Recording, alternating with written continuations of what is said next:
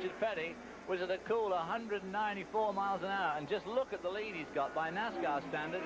That is enormous. It must be all of about 6 car lengths. Richard Petty has been on a losing streak for 41. All right, Timmy Petty, Mark Petty, Richie Petty, down here in the Chiefs pit, Petty Brothers. Petty Brothers 75. It makes us think of a lot of different races, and had a lot of good experiences through the years.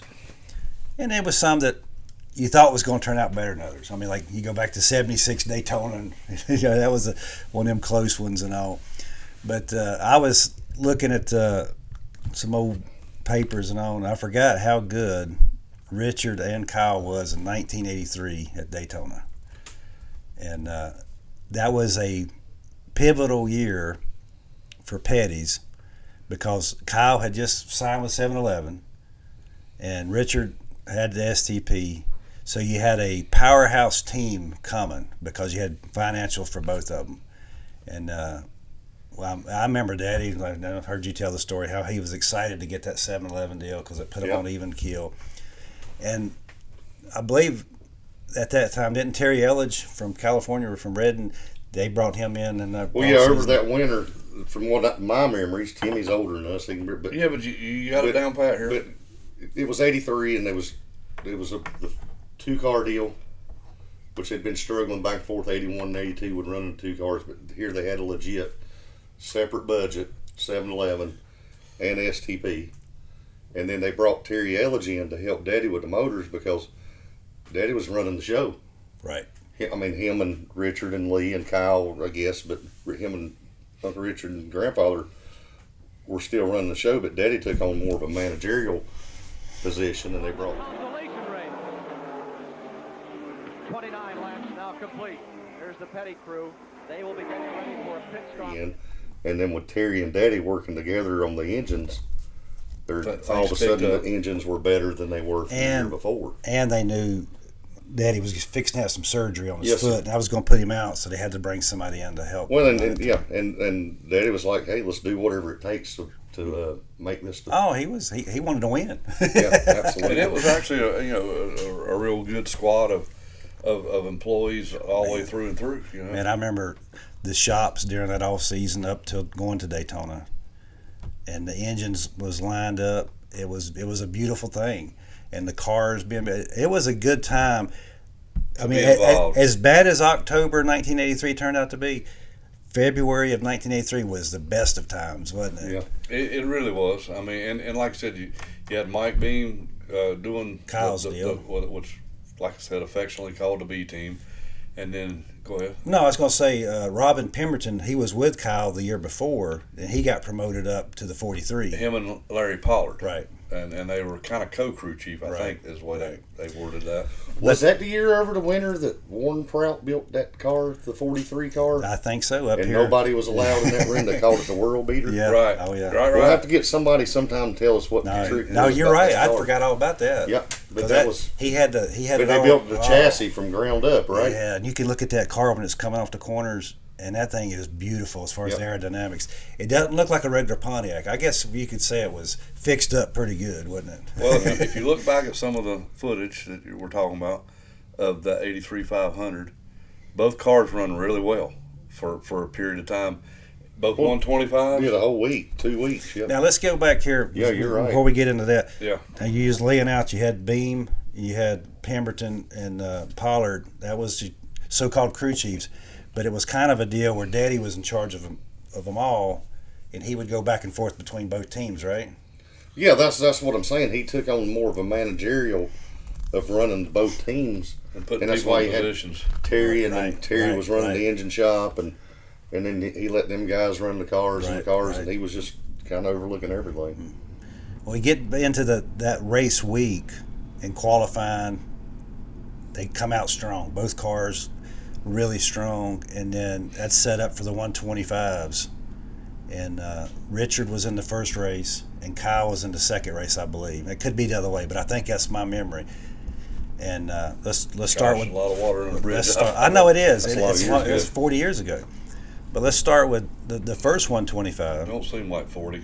Sorry. And Richard, he was running really good, and there's I mean, he was leading the thing coming up to the end of the race, and I guess what Neil Bonnet was with the Raymock team. Yeah, I had to think for a minute, and come down to the end there. And I remember there's an interview with Daddy on pit road because they're like, Maury says, "What's Richard going to do?" He's like, "Well, he's going to do his own thing, but we're going to try to win this thing."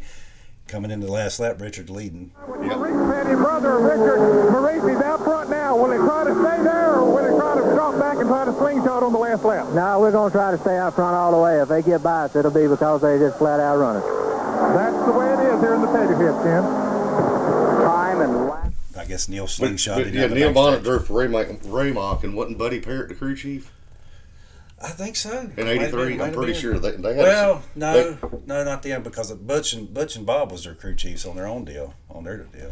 That's right, but that's right. They did their own deal. Right. Buddy Parrott wasn't there. Buddy was going to come on that It's other amazing deal. how much y'all remember about this stuff. No, but they was somewhere that they were pushing the car out to the line. That's where I'm thinking of Buddy Parrott. Right. And Buddy Parrott told them they had a leak. That was the World 600 for '83. Okay, same year. Bonnet won it. Richard run second. Yeah, yeah, you're that's right. where because I remember Brad Parrott telling us that Okay, story. yeah. Sorry, I got off. No, We got 2 and 1. No, that's a good. That's a good It's memory. gonna happen. Yeah, that's a good memory. Because hey, Butch and Bob, they helped us as much as anybody could in racing. Absolutely. So, Yes. hey, I salute them guys. Yep, great friends. So how did Kyle finish? Well, we got to get into that Yeah. one. We're still into Richards. Yeah. He runs second to Neil Bonnet, and I mean he was jacked up after the race because he knew he had a car. He knew the car run good, it handled good, and had a lot of good steam. Everything he was looking for.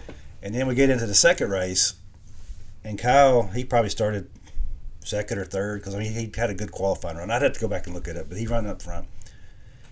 And he led a bunch of that race, and he had a shot at winning it. And again, it come down to the end, and I think he's running. I don't know. I have to go back and look at it, but he was running up front, and they're interviewing Daddy in the pits, and he's kind of like, "Hey, he's going to win this thing," and I think he ended up finishing third. Maybe. Is that right? I think so. Morris Petty, one of the brothers of the Petty clan.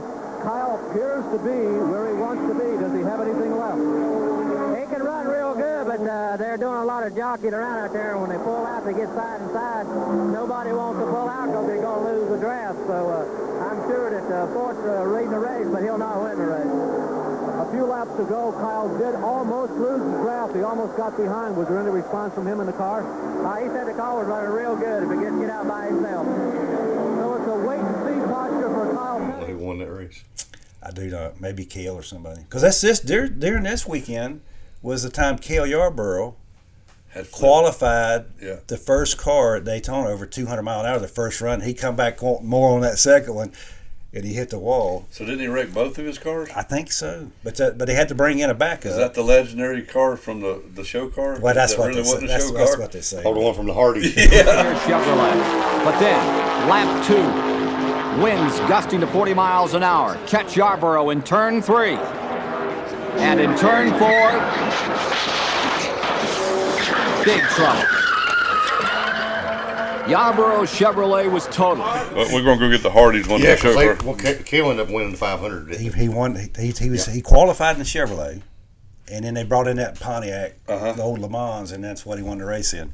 But yeah, Cale was a tough dude, and No, I no mean doubt. they didn't let him hold him up. But anyway, we're getting all over the place here. But anyway, No, I like it because there's a lot of stuff happened in that 83 500. But Cale won. But Cale he won 83, and he come back and won 84 too. But anyway, back to the 83 Daytona with Richard and Kyle.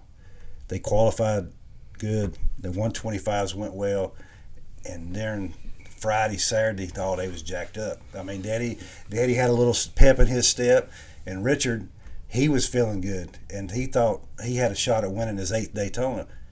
But I think he got a stomach bug Saturday night, and he was feeling a little bit peaked. How the hell do you remember all I have this? no idea.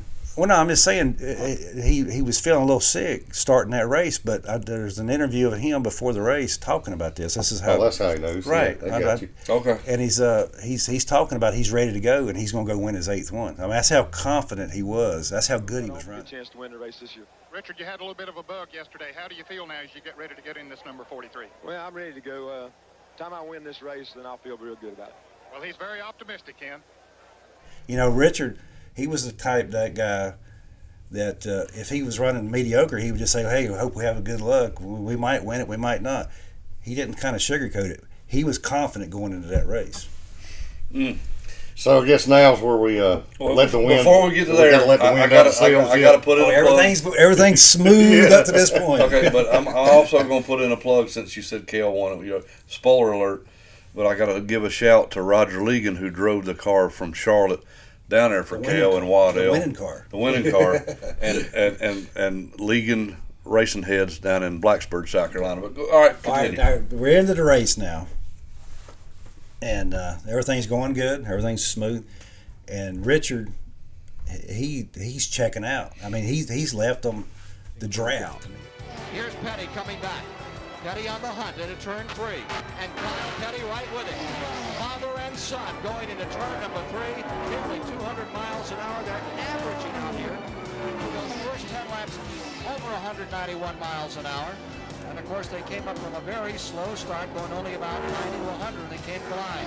Here's Kyle trading sheep a little with Richard Brooks on the outside as they go through the tri-oval.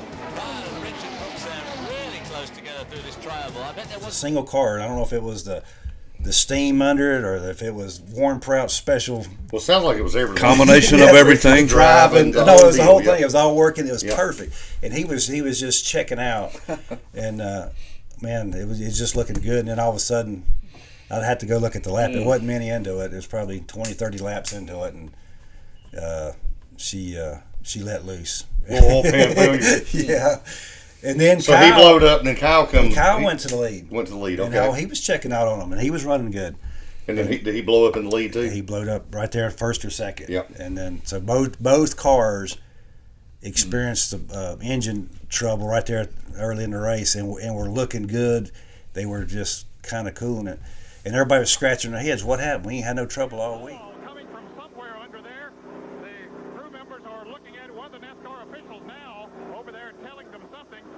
And Kyle is, of course, sitting in the cockpit, raring to go. He wants to go, and now the NASCAR official will tell him they'll have to pull it off of pit road. He has shut the engine off, so in several years, you ain't had no help, no troubles in that area. Well, come to find out, we were running Cale oil in they had forgotten to put the anti-aerating agent, which they sent it in little jars, look like baby food jars. Well, whatever. But this was after the fact. This was after they'd done studies. They checked. And you didn't have the. They did their analysis of the oil and all during because it wasn't just the Petties. It was a lot of people running Cale oil was dropping motors that race. So they checked their oil and they left something out. But the oil was foaming in the tanks, and then it was basically pushing air instead of oil through the system. But the problem of it was we run all that 2 weeks down there at Daytona, not had a trouble, and then they put that new oil in for the race. As David If would say, cheap insurance changing the oil. Go ahead. Well, yeah, but I'm saying they threw in that new oil. If they'd left the oil from the old one, it'd probably been all right because it was fine. But I remember after that when you fill up however many, 5-gallon system, and you'd pour X amount of those little jars in there until they got it incorporated back into the oil, and it was probably just a simple mistake that cost a lot of it goes people back a lot. Everything's got to work together as one, and even one little piece. And then you think of parts failure, you think of driver or crew failure.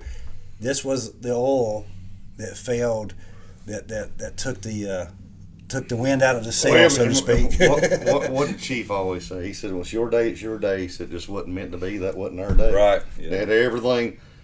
They thought they had everything, and they did. They had good crew chiefs, good crews, good cars, good drivers, good engines. They had everything they could throw in it.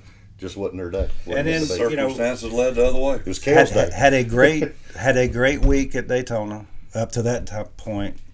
They come back, and I guess Rockingham was the third race of the season, and Richard won. So that it didn't take the momentum out of the team. They come back and they still knew that they could win. Oh, it was a solid outfit, and like you said, but they was leading, had a chance to win. Little did you know that Petty Enterprises, as we knew it, that was their last Daytona 500. Right. As far as the big three. Yeah, Morris, I Richard, mean, Lee. but it was. Gulp. Yeah. Well, I guess that's a wrap on this one, don't you think? Well, one thing about it, we're going to go back to Hardy since they won that race. If they still had the big deluxe, I'd go get me one. All right. Well, I hope you enjoyed this one. Or the Husky. Oh. The Hardy's Husky. Timmy's going to do some Hardy advertising. Like and subscribe and leave us a comment. And thanks for tuning in. And we thought before the race that you were the sick one, but it wound up being the car. Well, I got the feeling pretty good, and the car got the feeling pretty good until I think both of us got sick down the first corner. Well, we're sorry to see you out of it, but I know that you'll be back again. We'll be back.